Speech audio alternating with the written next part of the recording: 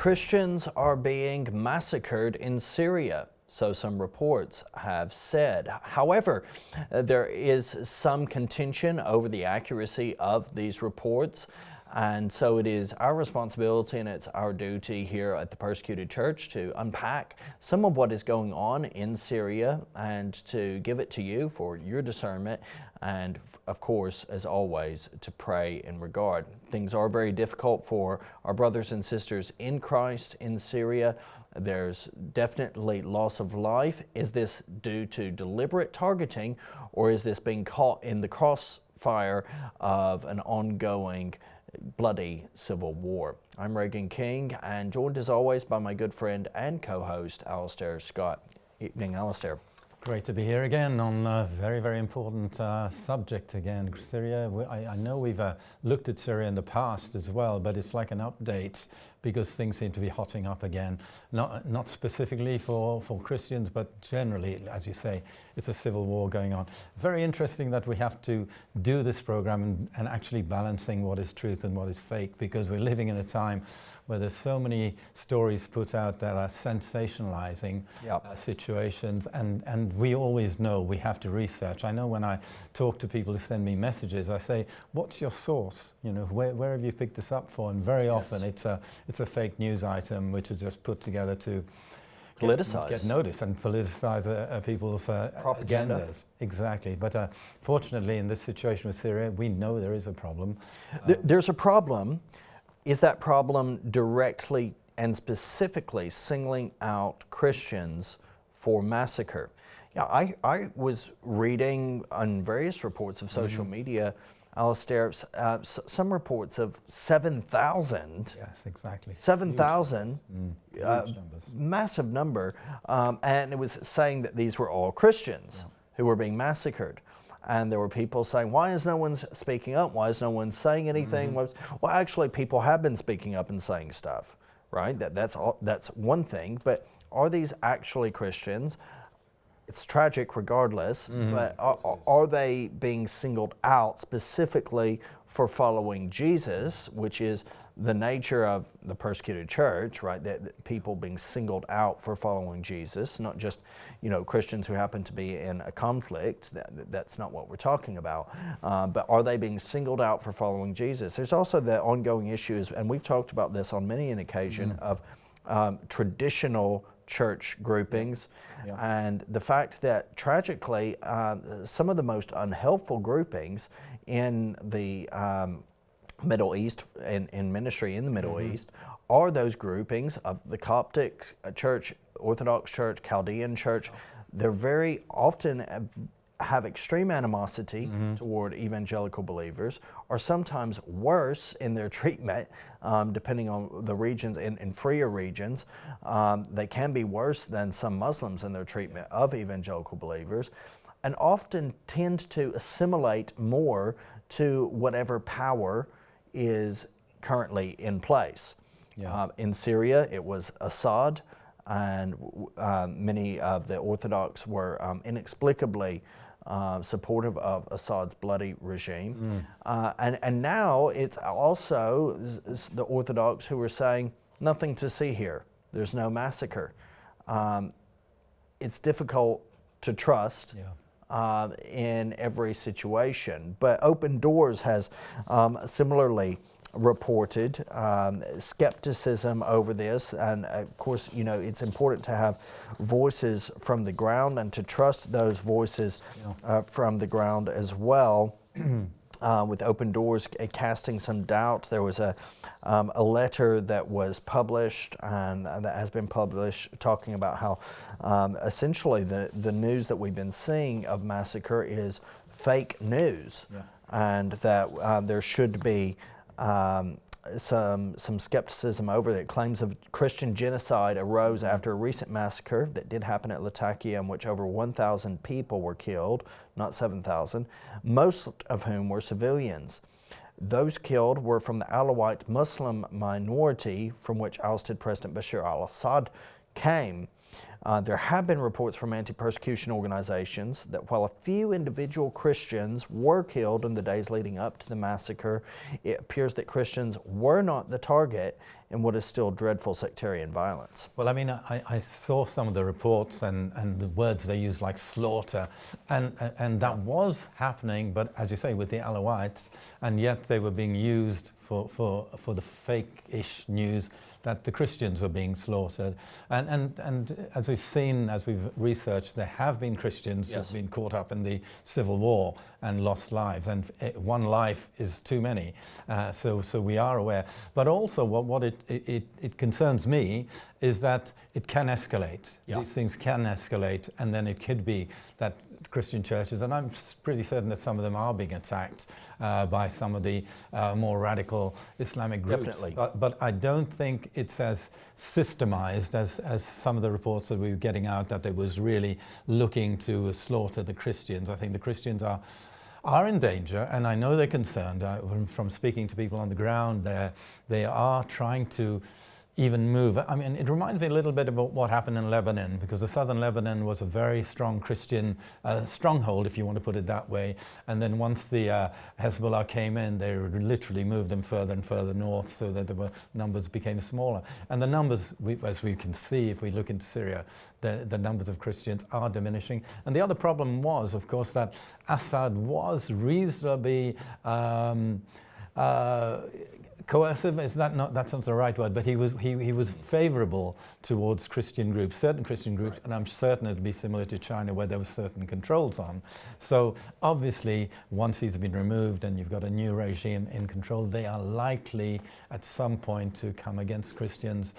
So yeah, we totally believe it's very important for us to be praying for the Christians in there.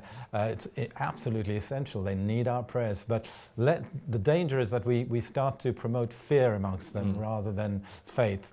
So we do want to, there's a remnant of Christians in every nation in the world, according to the gospel. So we want them to remain there, but we want them to be the truth to come out. Let's check out this news item from our friends at CBN News.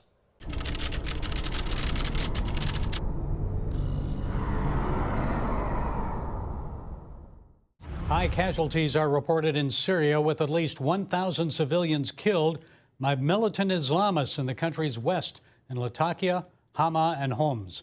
The murdered are religious minorities, including women and children. Joining us with the latest information about this is John Samara. He's executive director of Ananias House. That's an organization that works in Syria and throughout North Africa and the Middle East. John, there are a lot of rumors floating around social media. First, our viewers are concerned primarily, of course, with the fate of our brothers and sisters in Christ. So what can you tell us about Christian victims? Were they targeted? How many were killed and injured? What have you heard? Well, Gary, thank you for having me. There is a lot of report, and right now what we're seeing, and this has become public report, official report coming also from the Orthodox Church and the Christian and as a whole community inside Syria. There were in the coastal area where Banyas, Latakia, and Tartus, these major cities, and all the villages and the town around surrounding these areas as well, has we seen severe attack on the Alawite people group, as this is what happened originally by Alawite militant group attacking the new security forces and killing 20 of them. Then in response, this militant group came in, plus the current security forces and attacked to respond. But on the way, this militant group began to slaughter villages and town, eradicating whole towns and villages. Civilian men and women, children were slaughtered. There is a building of only doctors and pharmaceutical people. They went in and they slaughtered everybody in that building, with everybody, men, women, and children. A genocide taking place as we speak in the last 48 hours. It's been horrific atrocity to see this militant radical group going in. They're going into areas where Alawite and Christian villages are located, and they're forcing them to evacuate and to leave. As they force forced them to evacuate and leave. They shot with cold blood, shot and killed many of them, and some of them were Christian, as affirmed report coming from the field, from the Orthodox Church as well. But as well, we as evangelical Christian in Syria, we lost a father and a son. A father and a son were forced to leave. They were forced to evict by this radical group. And at checkpoint, they were cold-blooded shot and murdered. These are believers, part of the church body. And we mourn with our families, we mourn with our churches, and we mourn for the other who are innocent, have nothing to do with this battle and this war, but they're caught just because they're part of a sect. And the injustice taking place need to be stopped.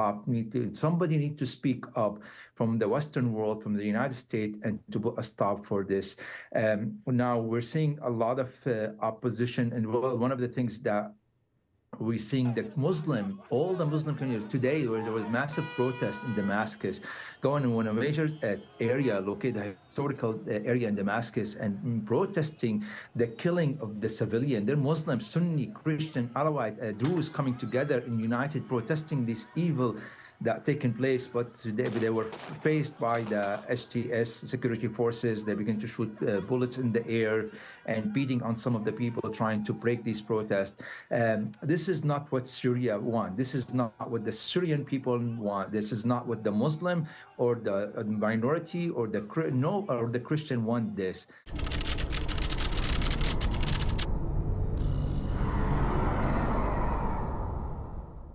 Thank you there from the CBN, our friends at CBN, for a very accurate report of what's going on there. And we see, I mean, when we look back at the sort of enthusiasm that there was in Syria when they got rid of the previous regime, but you see what was suspected all along, that the new regime might create just as many problems as they had previously. But as was reported there in the interview, the truth is that there have been Christians who've been killed, but they haven't been specifically targeted by the radicals or the armed forces. Unfortunately, these things do happen, and as I said earlier, one death is one too many. And as we heard, that the priest and other people have been involved in the shootings. Very, very sad, and it does need our prayer. But the truth of the slaughter is more to do with their own people, the Alawites, who were being targeted specifically because there had been some Iranian influence for them to come back at the group that had taken out the previous regime. So there was obviously going to be a major battle, and the scenes that I have seen of people killed on the streets, they were not the Christians as was kind of being. It was sort of being looked at in that way, or spoken of that in that way. So this is we have to remember that a lot of these things are politicized. Yes. There's often propaganda machines that are out there that are spinning this narrative. Mm-hmm. Most of what I'm seeing, Alistair, is coming from individuals who are trying to spin this into a pro-Assad, pro-Russia frame. Yep. Okay. Yep. The Kremlin propaganda machine is very powerful. Mm-hmm. Remember, it's very active also in Syria and has been. And this idea that I'm seeing from some is very much, it's also very anti-Israel, which is interesting. I've seen a lot of commentary that has focused on saying, oh, this is what you celebrated. And first of all, we've not celebrated. I don't know anyone who's celebrated Al-Jalani or the HTS taken forward. Mainstream media, I didn't see them celebrating it. Even I've not seen anyone celebrate this ex-jihadist, ongoing jihadist, really, taking over from Assad. This is a case where I don't think there's any righteous party involved, and I don't think there's a qualifier either. Did some Christians experience a little bit of a better time under Assad? Those who assimilated did, yes. Those who didn't, did not. We've already talked about Syria here on the Persecuted Church, and we outlined some of the suffering that they experienced under Assad as well. But unfortunately, there were many people who were very happy to compromise their principles and righteousness to go along with Assad and his ideas. So I'm afraid I don't have a massive amount of time for individuals who have skewed truth out of that sort of traditional, not particularly evangelical framework in these places. But it's so important to also have another perspective on this and to hear what our good friend Joshua Youssef from Help the Persecuted has to say.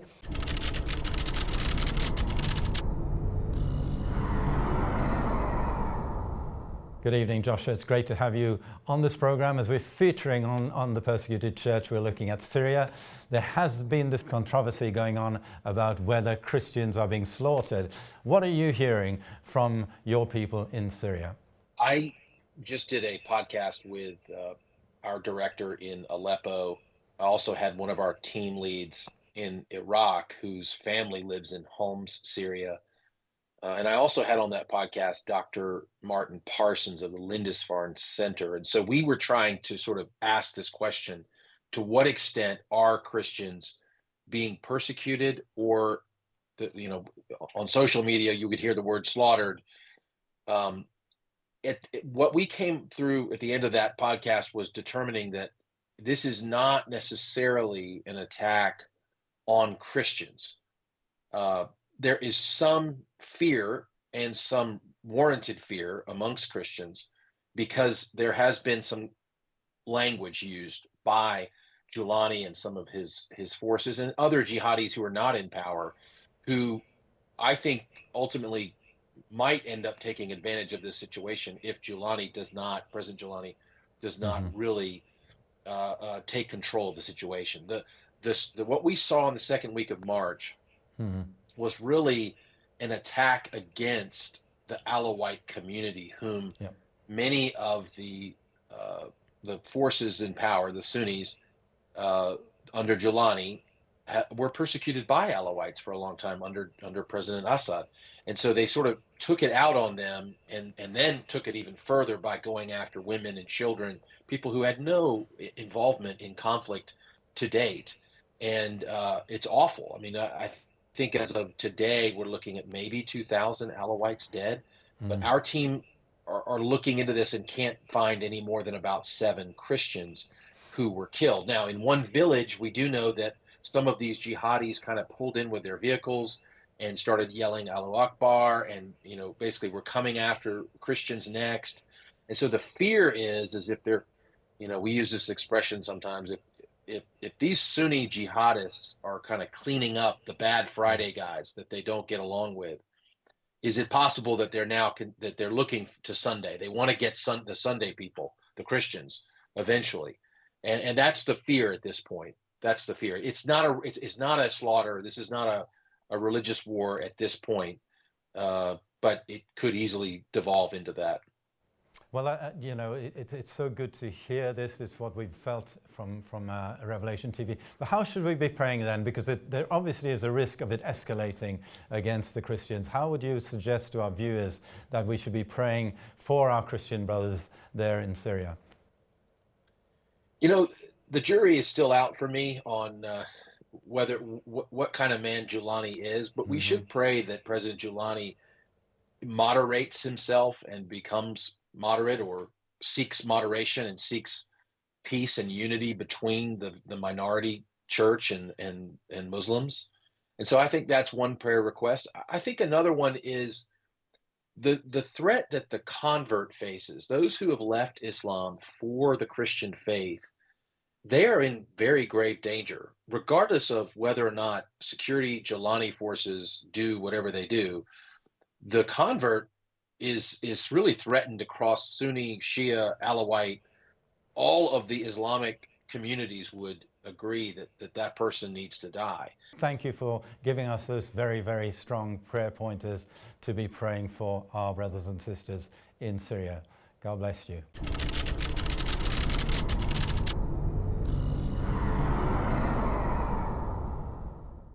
We've heard from our good friends also at Open Doors expressing a lot of skepticism over this, and I know that they have made some public statement over this, and various international press outlets as well. And one of the boots on the ground there, Matthew Barnes, who's a communications officer for Open Doors in the Middle East and North Africa, has recently been in Syria. He went to Syria to check this out and has come back with this report saying that there was no evidence of a major attack on Christians in Syria. We know that 4 Christian men have died in the region where the violence took place. We know that one of them was hit by a stray bullet, and we have no evidence that any of them were killed because of their faith. This certainly doesn't equate to a slaughter of Christians. Following the violence, social media users started circulating stories of the mass murder of Christians. One such was ex-account Libs of TikTok, which is favored by Elon Musk, and posted, radical Islamic extremists are rounding up and murdering Christians in Syria.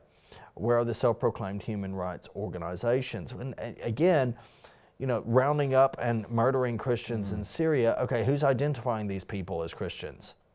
And also, what is the definition of Christian as well here? What's going on? Was it because they were gathering in church? Was it because they were having a prayer meeting? Was it, you know, we're not actually seeing that to be the case. Yeah. And that's where we have to, we really do have to start asking questions and thinking a bit deeper and stop just responding to the rage fest that social media so often is.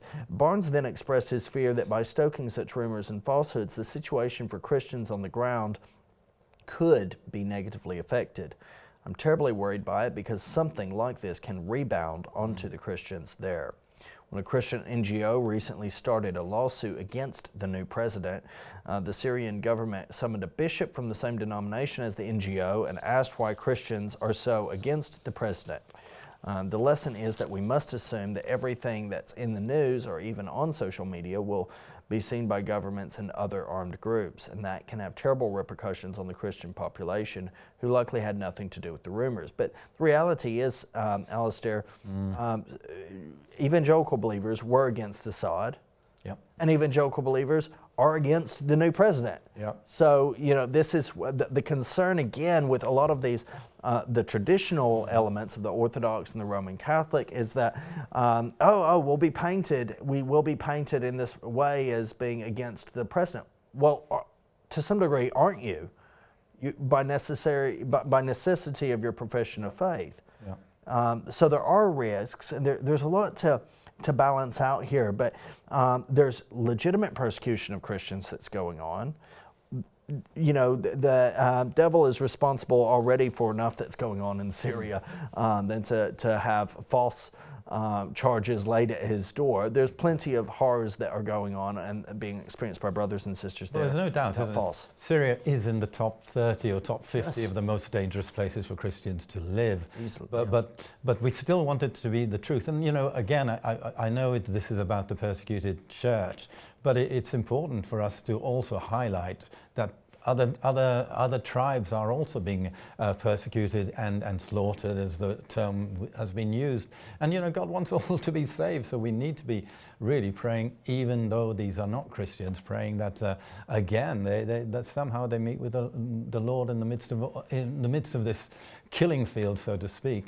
Yeah, and the danger, of course, is the next stage is that Christians could be persecuted in the same way as this group of Alawites have been singled out. It could be the Christians next.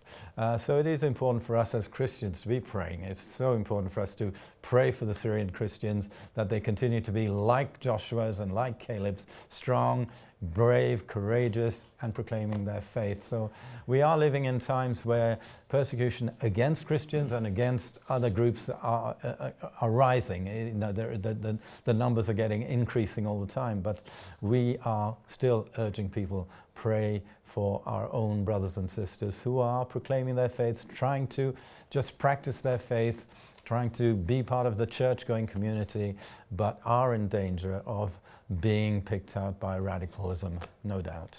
Yeah, Syria is there at number 18 in the Open Doors World Watch List of most dangerous places to be a follower of Jesus, and that is likely to continue and tragically worsen as well. The Syrian Observatory for Human Rights and other monitoring groups have documented massacres, summary executions, and sectarian killings, with many victims from the Alawite community, that traditional base for Assad, former president, targeted in what appears to be revenge attacks. By March the 9th of 2025, estimates have suggested over 1,000 deaths, 745 civilians, and that, though exact numbers vary across sources, as we said, some even espousing this vast number of 7,000.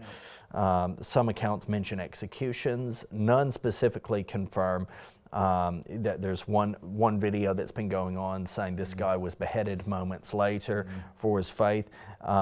There's no actual evidence that this actually has happened in this specific scenario. Exactly. So there's a lot of stuff that's going on there in relation to social media, and we urge that you as viewers would have discernment and clarity.